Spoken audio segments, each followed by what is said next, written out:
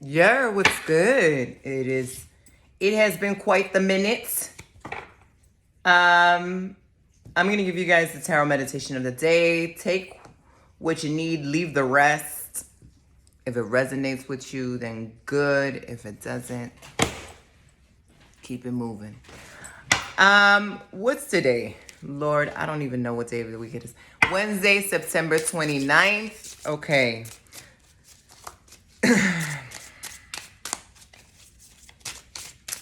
So, what is it that whomever is watching, whoever stumbles upon this message, whenever they do, at any point in time, any other date, what is the medicine that they need to hear?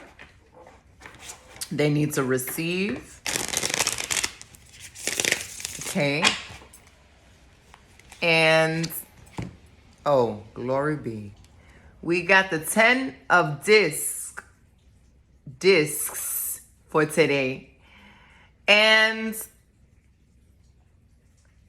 this is quite the abstract card, very beautiful. I see a lot of sigils that are extremely familiar. So the 10 of discs talks about longevity, all right? It talks about cycles coming to an end, things being fulfilled, almost like a chapter has been mastered. Something has been accomplished. You have reached the promised land in some way after going through trials and tribulations. And with the 10 of discs, which is synonymous with the 10 of pentacles, you now get your reward for overcoming the burdens, the challenges, the blockages, learning about yourself along the way, experiencing new spiritual discoveries, new spiritual heights and lows, and all of the above. When we talk about the 10 of discs, we talk about longevity, we talk about legacy, we talk about our future. Because it is a card that seemingly projects into the future. There's some cards that talk about the past in the tarot. This is a card that's talking about what is to come. It is a favorable card that comes in Ide. It comes in blessings. It comes in riches and rewards, community, affluence within your spiritual life, within your emotional life, within your physical life. In the spiritual realm, in the ancestral realm, the 10 of discs talks about potential reunions, elevation occurring, karmic ties, patterns finally being broken, result within someone in lineage right now that has been doing the work to transmute and transform these patterns that have been stuck intergenerationally, right? So when we talk about longevity, this card brings up some important themes and questions such as, what is your legacy? What is the legacy of the people, your people before you? What are you carrying on? What is the torch that you are carrying on to ensure that your ancestors are uplifted, elevated, revered in the right way, venerated in the right way, but you're also contributing to this lineage of greatness? What are you doing to change the game for your people? Okay, so you have to really critically think about that, because the things that we do in the present time, we end up having repercussions for it and consequences for it in the future. So what are you doing now that's going to contribute to such greatness later on? The 10 of Pentacles also, the 10 of discs talks about wealth. Not only financial wealth in the physical sense, but how you perceive abundance may be shifting for you. Your priorities may be shifting. You may value more community, a close, tight-knit circle, but you know you can rely on those people and vice versa should anything happen. They're your family. They're your temple. They're your tribe. They're your kin, right? And so This speaks about opening your eyes and your mind to new avenues of being wealthy inside and out.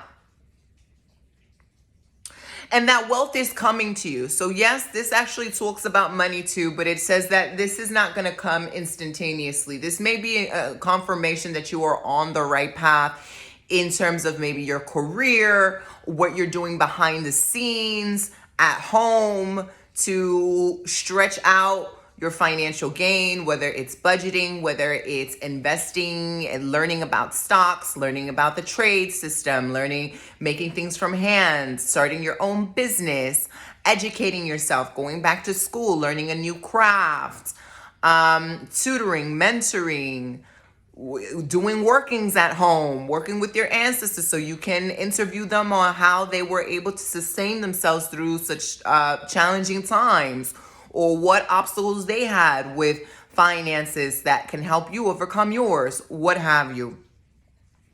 Ten of Pentacles also talks about family in general, right? Family support, having the support of loved ones, having the support of community, that can also be in tandem like family.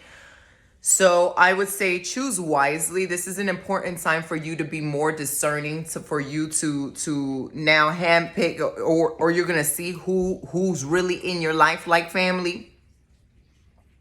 This could be a time that brings up a theme such as family reunions, or wanting to see family, or wanting to discover something about your family that's going to help you tie the pieces that you need in terms of your own wealth. You know, maybe it's some sort of relic, some sort of artifact, some sort of heirloom from an ancestor that you've been wanting, or that you all of a sudden stumble across. Maybe it's a breakthrough with your ancestral veneration.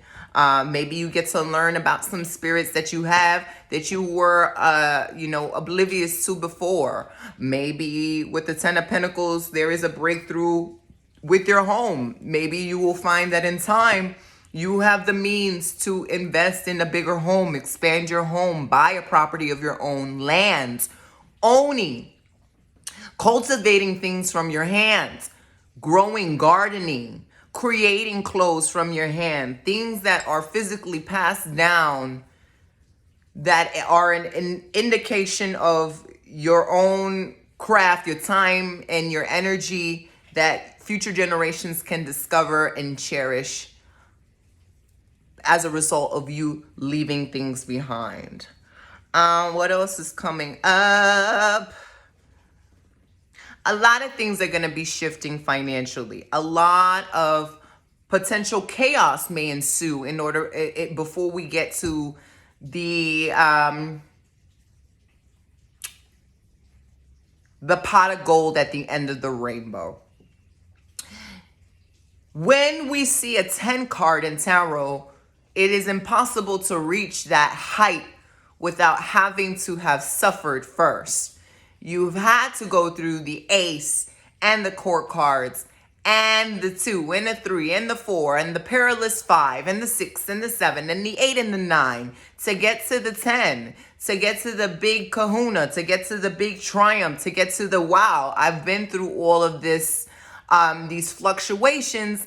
Now that I'm savvy enough, now that I'm experienced, now that I have awoken my inner knowledge and my knowledge of how things work in the physical realm, I am able to now navigate whatever comes my way. I am now able to create wealth by my means and how I see fit. And so in many ways, maybe you guys are shifting the way that you, like I mentioned before, create abundance, establish wealth for yourself, but also perceive it and relate to it. Okay, maybe you're having a breakthrough and you're realizing, I no longer want to work in this monotonous corporate job, 9 to 5. I've always had a passion to tutor Japanese kids English, and I'm gonna move to Japan and I'm gonna be a tutor and I'm gonna live my best life there and make my coins. And on the side, I may just open up a business making sense of I don't know, candles or something like that, right? There could be like a massive epiphany that happens like that.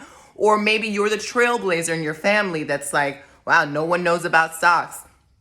No one knows about investments. No one knows anything. I'm going to learn that. I'm going to look at YouTube. I'm going to take a course. I'm going to read a book. I'm going to take my $50 and start investing in that now. Boom, I start to see it grow. In a matter of years, I can buy my family a home, or I can buy land in Africa, or what have you. There's these shifts that are now occurring that are allowing us to see what resources, immediate resources we have right now, be it a small seed. How do you take that small seed and nurture it so it grows into a tree that can sustain you for a lifetime, but it also could sustain the people around you that you love and care for the most? It is not going to be an easy time, okay? That does not mean it's not enjoyable. Does not mean you're gonna be squirming through the floor in agony. It's just saying good things don't necessarily come easily all the time. They may require extra care and consideration, extra learning curve that you didn't anticipate, a need to have a beginner's mind, so to speak, a need to have an open mind and a sense of humility so that you can bend and stretch and accommodate new vibrations that you want to achieve in your life, that you want to manifest in your life, so to speak. Again, I have to emphasize ancestral veneration, 10 of discs, a breakthrough of some sort, maybe by sitting at your shrine, lighting a glass, taking a glass of water and a white candle is gonna give you the information you need on how to move forward, or the next couple of steps, even if they're vague. Following those breadcrumbs will ultimately lead you to the castle, or whatever it is that you need, that you are seeking for. It is a glorious card. It is guaranteeing a lot of blessings, a lot of protection, a lot of stability, a lot of security, right? But this shit doesn't just fall on your lap, all right? That's what I'm saying. It doesn't just fall on your lap. You have to put forth the effort, and you will be met halfway.